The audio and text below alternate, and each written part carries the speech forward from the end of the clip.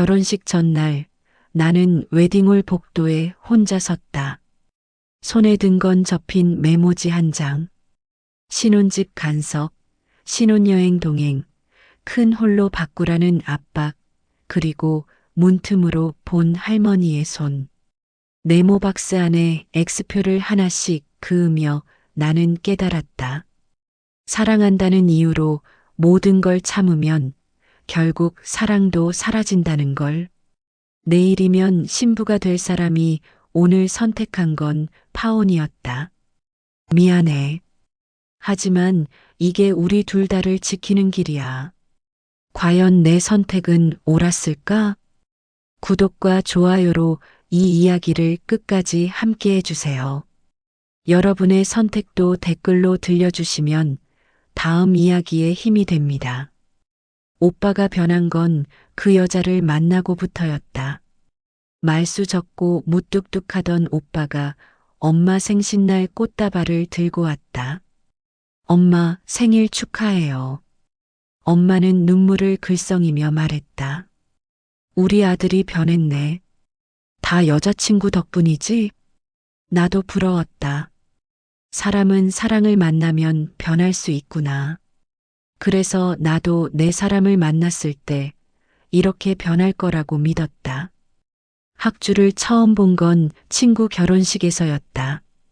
그는 신부 측 하객이었고 나는 웨딩 플래너였다. 이 일 오래 하셨어요? 3년 됐어요. 힘들지 않아요? 남의 행복만 챙기면서. 그 질문이 마음에 닿았다. 내 행복은 언제쯤 챙길 수 있을까? 우리는 자연스럽게 연락을 주고받았고 3개월 뒤 사귀기 시작했다. 그의 집은 화목했다. 아니, 화목해 보였다. 우리 집은 한 번도 큰 소리 난 적 없어.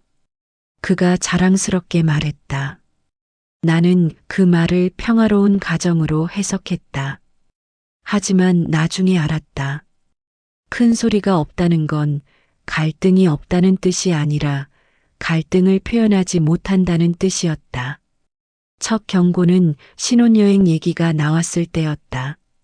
부모님이 유럽을 한 번도 안 가보셔서 우리랑 같이 가면 좋겠대. 나는 웃었다. 농담인 줄 알았으니까. 첫 여행은 우리 둘이서 가고 나중에 부모님 모시고 따로 가자. 응, 그래. 그는 쉽게 대답했다. 하지만 그래는 합의가 아니라 회피였다. 두 번째 경고는 신혼집이었다. 시댁에서 5분 거리, 방 4개짜리 오래된 단독주택. 기운이 좋은 집이래. 엄마가 직접 봐주셨어. 우리가 직접 보고 정하자고 했잖아. 그래도 엄마 말씀도 들어봐야지. 나는 수첩에 적었다. 기운보다 중요한 건 출퇴근 시간이다. 하지만 그는 내 수첩을 보지 않았다. 아니, 보고도 못 본 척했다. 세 번째 경고는 웨딩홀이었다. 우리가 예약한 곳은 아담하고 따뜻한 곳이었다. 하지만 시어머니는 고개를 저었다. 이건 너무 작아. 친척들 다 못 앉아. 큰 홀로 받고 이미 계약금까지 냈어요. 체면이 있지. 다시 알아봐. 나는 학주를 봤다. 그가 뭐라고 말해줄 거라고 믿었다. 하지만 그는 고개를 숙인 채 말했다. 엄마 말씀도 일리가 있어. 그 순간 나는 알았다. 그는 우리 편이 아니라 중립을 지키려는 사람이었다. 결정타는 시할머니 생신날이었다.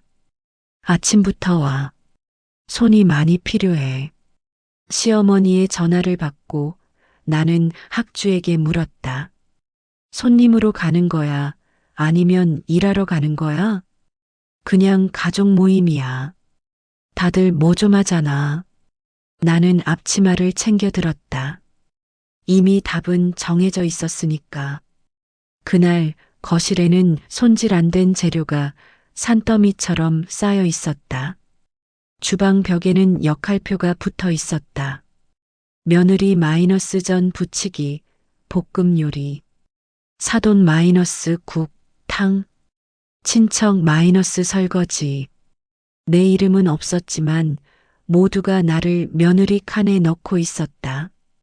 작은 엄마가 말했다. 요즘 보기 드문 며느리네. 시할머니까지 모시고 산다며? 시어머니가 웃으며 대답했다. 이미 다 얘기 끝났어. 우리 학주가 끝까지 모시겠대. 끝까지. 나는 그 단어에 귀가 멈췄다. 잠깐만요. 언제 그런 얘기를 했죠? 시어머니가 눈을 깜빡였다. 학주가 말 안 했어? 할머니 모시기로 한 거. 나는 학주를 봤다. 그는 시선을 피했다. 나중에 얘기하자. 지금은 생신날이니까. 나중에. 그 말은 늘 영영을 의미했다. 나는 할머니 방 문 앞에 섰다. 문틈으로 보이는 손이 떨리고 있었다. 주름진 손등, 약봉지 자국이 남은 문틀. 혼자 계신 할머니를 돌보는 건 사랑이다. 하지만 그 사랑을 나 혼자 떠맡으라는 건 강요다. 나는 시어머니에게 말했다. 돌봄은 사랑이 만들지만 강요는 원망을 만들어요. 시어머니가 미간을 찌푸렸다. 며느리는 가족이지. 다 같이 사는 게 당연한 거 아니야? 당연. 나는 그 단어가 얼마나 폭력적인지 알고 있었다.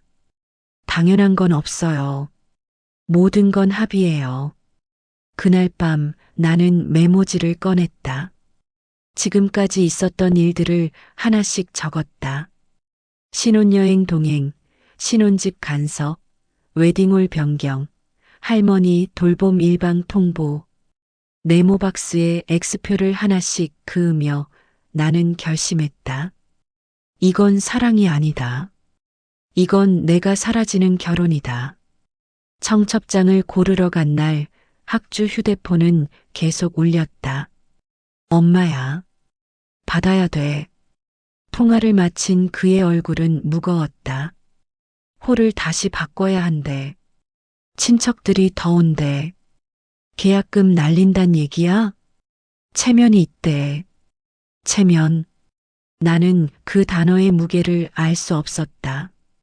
내게는 깃털처럼 가벼운데 그 집에서는 바위처럼 무거웠다.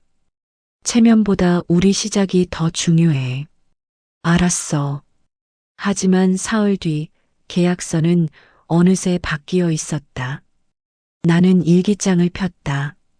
합의와 회피를 구분할 것.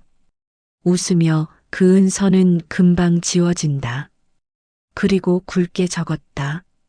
내 선택은 내 손으로 적는다. 며칠 후 시댁에 초대받았다.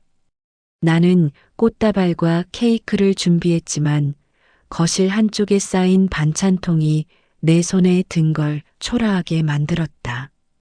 며느리 될 사람이 오면 이런 건 당연히. 시어머니는 말끝을 흐렸다. 하지만 나는 그 점선을 다 읽을 수 있었다. 식탁은 웃음으로 가득했다. 하지만 한쪽 방에서 들리는 기침 소리는 그 웃음 사이로 스며들었다. 나는 다시 문틈을 봤다. 흔들리는 손, 접힌 손수건. 돌봄은 준비된 사람만 할 수 있어요. 시어머니가 미소를 지었다. 하지만 눈빛은 단단했다. 준비는 하면 되는 거지. 타고나는 게 아니야. 그 말 속에는 이미 내 자리가 정해져 있었다. 그날 밤 나는 송편 하나를 반으로 잘랐다. 빈속이 오히려 모양을 또렷하게 만들었다. 내 안이 비어도 선택만은 분명해야 한다. 생신날 아침은 양파 까는 냄새로 시작됐다. 나는 케이크 상자를 내려놓기도 전에 앞치마를 건네받았다. 이거 먼저 매.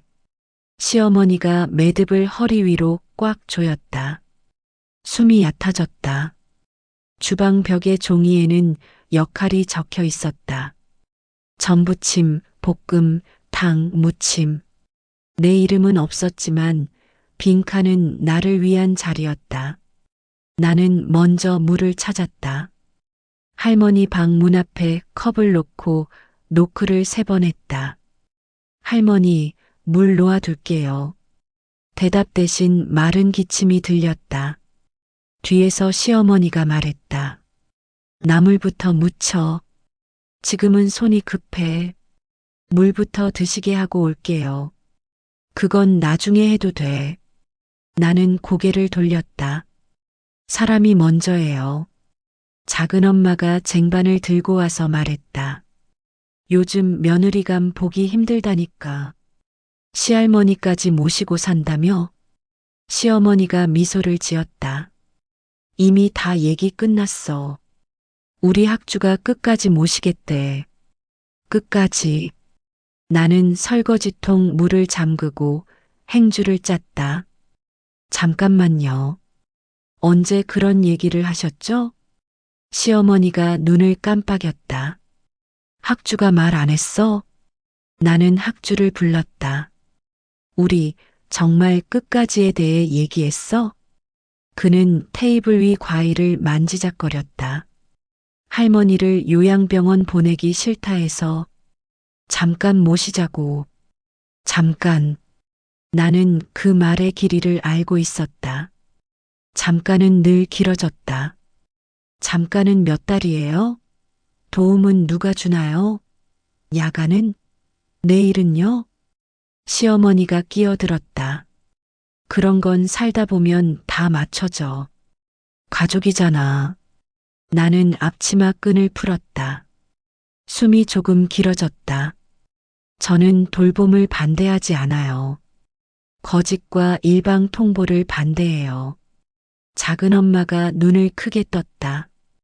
통보라니. 다 들었다면서. 누가 누구에게 언제요? 시어머니가 말을 잃었다. 그리고 체면으로 문장을 채웠다. 사람들 다 있는데 꼭 지금 말해야겠니? 나는 할머니 방문으로 다가갔다. 문틀에 테이프 자국이 약봉지 자리를 기억하고 있었다. 나는 컵을 들고 노크를 3번 했다. 할머니, 물 드실게요. 얇은 목소리가 문틈으로 스쳤다. 나는 손수건을 펼쳐 반달 모양으로 접었다. 뒤에서 시어머니가 내 팔을 잡았다. 지금은 음식이 급하다니까. 나는 천천히 팔을 빼냈다. 사람이 먼저예요. 그 말에 방안 공기가 바뀌었다. 나는 종이를 꺼내 볼펜으로 적었다. 돌봄 시간표. 주간 12시간, 야간 12시간. 낮 돌봄 가능한 분, 밤 돌봄 가능한 분, 교대 주기, 응급 연락망. 작은 엄마가 손사래를 쳤다. 그런 건 그냥 살다 보면이 아니라 살아내야 하니까요. 나는 시어머니를 봤다. 치매 진단서 있으세요? 데이케어 신청하셨어요? 방문 요양은요? 시어머니의 눈이 흔들렸다. 왜 그런 걸 따져? 가족끼리인데. 가족이라서 준비가 필요해요. 이건 체면이 아니라 시스템이에요. 학주가 작게 말했다. 정아야, 오늘은 생신이야. 그래서 지금 정리하자는 거야. 내가 며느리라는 이유로 이 모든 걸 이미 합의했다는 건 거짓이야. 시어머니가 의자를 밀었다. 내가 모르면 가만히 있어. 우리 집안은 원래 이렇게 해왔어. 그 원래를 바꿀 때가 온 거예요. 나는 방을 가리켰다. 저기엔 사람이 있어요. 명절 때만 꺼내는 전통이 아니라. 잠깐 공기가 얇아졌다. 목이 말라. 나는 반사적으로 문을 열고 컵을 건넸다. 시어머니가 달려와 낚아채려 했다. 그거야 내가. 나는 부드럽게 손을 감쌌다. 같이 해요. 물은 한 모금만 줄었다. 하지만 기침 소리는 조금 고요해졌다. 나는 종이 끝에 마지막 줄을 적었다. 합의 없으면 참여도 없다. 시어머니가 낮게 말했다. 그럼 내가 결정해봐. 지금 여기서. 나는 고개를 끄덕였다. 네. 지금 여기서 결정할게요. 저는 이 결혼을 멈추겠습니다. 말이 끝나자 방 안이 조용해졌다. 작은 엄마가 젓가락을 떨어뜨렸다. 학주의 얼굴이 하얗게 변했다. 시어머니가 벌떡 일어났다. 뭐라고? 지금 무슨 소리야? 저는 거짓 위에 결혼을 세울 수 없어요. 나는 종이를 테이블 가운데 놓았다. 돌봄 시간표, 비용, 책임 분담. 이 모든 걸 합의 없이 일방적으로 정해놓고 제가 며느리니까 당연히 할 거라고 가정하셨잖아요. 시어머니가 손을 내저었다. 그게 지금 결혼을 취소할 이유가 돼? 네. 이건 시작도 안 했는데 이미 무너진 신뢰예요. 학주가 내 팔을 잡았다. 정아야, 여기서 이러지 말고 나가서 얘기하자. 나는 팔을 빼냈다. 여기서 시작된 일이니까 여기서 끝내야 해. 사람들이 다 보잖아. 그래서요? 사람들 눈치 보느라 내 인생 망치라고요? 학주의 눈이 흔들렸다. 그는 여전히 내가 아니라 주변을 먼저 확인했다. 시어머니가 낮게 말했다.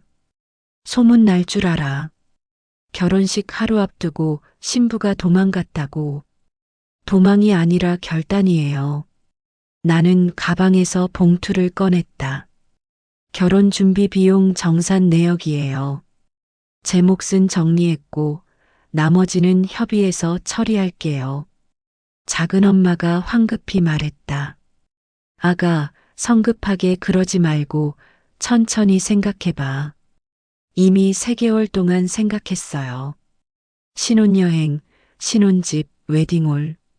매번 제 의견은 무시됐어요. 나는 할머니 방으로 다가갔다. 노크를 2번 하고 문틈으로 말했다. 할머니, 저는 며느리가 되지 못했지만 사람으로서 인사드려요. 필요하시면 돌봄 상담 연결해 드릴게요. 얇은 숨소리가 들렸다. 나는 천천히 돌아섰다. 학주가 마지막으로 말했다. 정아야, 한 번만 기회를 줘. 내가 잘못했어. 뭘 잘못한 건데요? 그가 입을 열었다가 다물었다. 그는 끝까지 자신이 뭘 잘못했는지 몰랐다. 나는 작게 웃었다. 사랑한다는 건 상대를 지키는 거예요. 근데 당신은 나 대신 체면을 지켰어요. 현관으로 나오며 나는 마지막으로 시어머니를 봤다. 돌봄은 아름다운 일이에요. 하지만 누군가에게 떠넘기는 순간 원망이 돼요. 시어머니가 쓴웃음을 지었다. 내가 뭘 알아. 저도 언젠간 누군가를 돌볼 날이 올 거예요. 그때는 준비하고 도움을 구하고 합의할 거예요. 혼자 짊어지지도 않고 남에게 떠넘기지도 않을 거예요. 문을 열자 차가운 공기가 들어왔다. 나는 한 번도 뒤돌아보지 않았다.